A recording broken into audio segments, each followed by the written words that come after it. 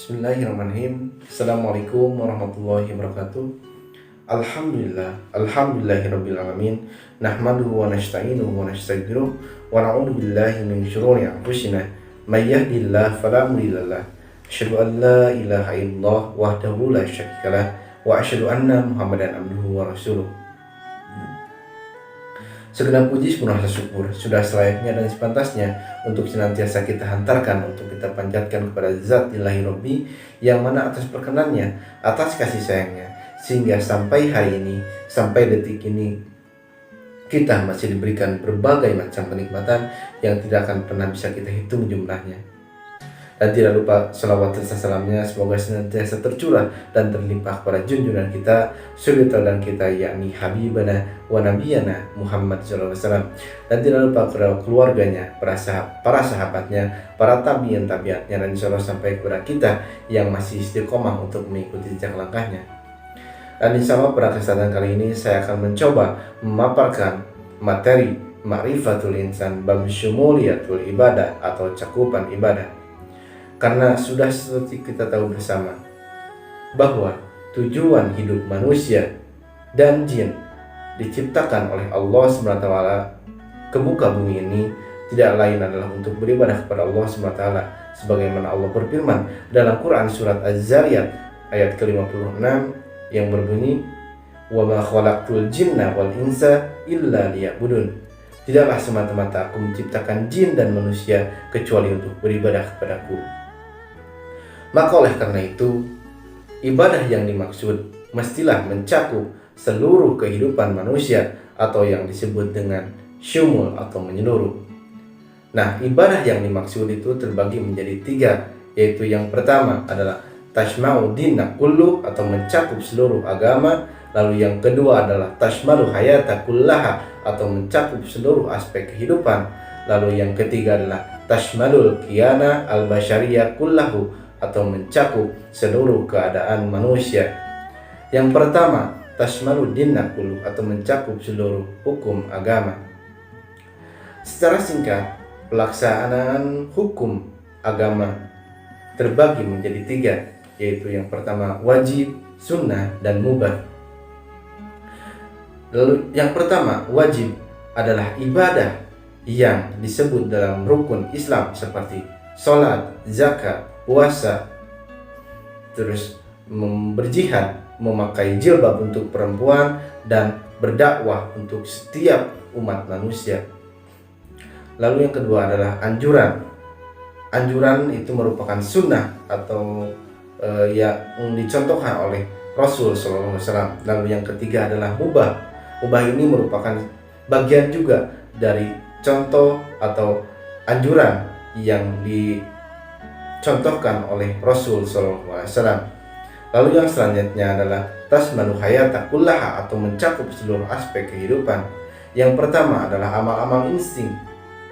Contohnya yaitu menikah. Kenapa disebut amal insting? Karena menikah adalah suatu hal yang dimana insting manusia ketika sudah beranjak dewasa maka ingin memiliki pasangan hidup.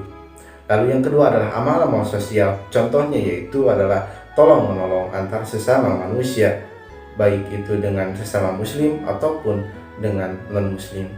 Lalu yang kedua adalah amal-amal mencari penghidupan. Contohnya adalah mencari nafkah, baik itu untuk diri sendiri ataupun untuk keluarga. Lalu yang selanjutnya adalah amal-amal untuk menegakkan agama, yaitu contohnya apa untuk menegakkan agama? Kita berjihad, baik itu dengan harta ataupun dengan jiwa. Dengan harta kita membantu orang lain yang berdakwah, lalu yang dengan jiwa kita yaitu kita berusaha dengan diri sendiri agar kita bisa berdakwah, mengajak orang lain agar orang lain bisa mendapatkan pencerahan dan yang lebih bagusnya adalah hidayah dari Allah Subhanahu wa taala.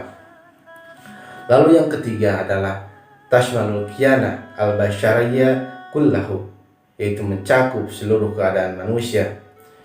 Yang pertama adalah amal hati, yaitu yang contohnya husnuzon, lapang dada, ridho atau ikhlas, karena segala sesuatu itu berasal dari hati. Maka pentingnya kita untuk mengelola hati, untuk menjaga hati, agar hati ini senantiasa bersih, agar hati ini senantiasa suci, sehingga apa yang dilakukan itu bisa bernilai ibadah. Lalu yang kedua adalah amal akal. Contohnya apa? Mentafakuri setiap ciptaan Allah Subhanahu wa ta'ala dan menuntut ilmu dalam rangka untuk memperjuangkan agama Allah Subhanahu wa ta'ala. Lalu yang ketiga adalah amal anggota badan. Amal anggota badan sudah seperti kita bersama bahwa Allah memberikan potensi kepada manusia, yaitu pendengaran, penglihatan, dan hati. Lalu potensi tersebut bagaimana kita mengelolanya untuk bisa memaksimalkannya agar bisa beribadah kepada Allah SWT. Contohnya amal lisan. Amal lisan itu seperti apa? Kita senantiasa berzikir, kita senantiasa mengucapkan hal-hal yang baik, kita senantiasa berdakwah, mengajak orang lain agar mereka bisa menikmati nikmatnya Islam. Lalu yang kedua, amal mata. Amal mata itu seperti apa? Yaitu melihat yang baik, melihat ayat-ayat Allah, baik itu ayat-ayat kauniyah ataupun ayat-ayat kauliyah. Lalu yang selanjutnya yaitu menjaga pandangan agar kita tidak membicarakan aib orang lain. Apa yang kita lihat agar tidak dibicarakan kepada orang lain. Dan yang selanjutnya yaitu amal tangan ataupun amal perbuatan kaki. Tangan dan kaki kita bagaimana kita usahakan, kita arahkan agar senantiasa tangan melakukan perbuatan yang baik, yaitu adalah contohnya menolong sesama. Lalu kaki dipakai untuk apa? Melangkahkan kaki kepada nilai-nilai kebaikan, contohnya yaitu berangkat ke masjid dan dalam rangka berjihad di jalan Allah Subhanahu wa ta'ala. Itulah yang dimaksud dengan syumuliyatul ibadah atau cakupan ibadah, yaitu yang pertama adalah tashmaluddin kullu atau mencakup seluruh hukum agama. Lalu yang kedua adalah tashmalu hayata kullaha atau mencakup seluruh aspek hidup. Lalu yang ketiga adalah tashmalu kiyana al-basyariyah kullahu atau mencakup seluruh keadaan manusia. Maka pentingnya kita memahami arti dari cakupan ibadah ini agar kita tahu setiap apa yang kita lakukan ini bisa bernilai ibadah, agar atas dasar atau kita mempunyai landasan, kita mempunyai dasar untuk beribadah, tidak asal beribadah tetapi pada hakikatnya itu tidak dicontohkan oleh Allah dan Rasulnya.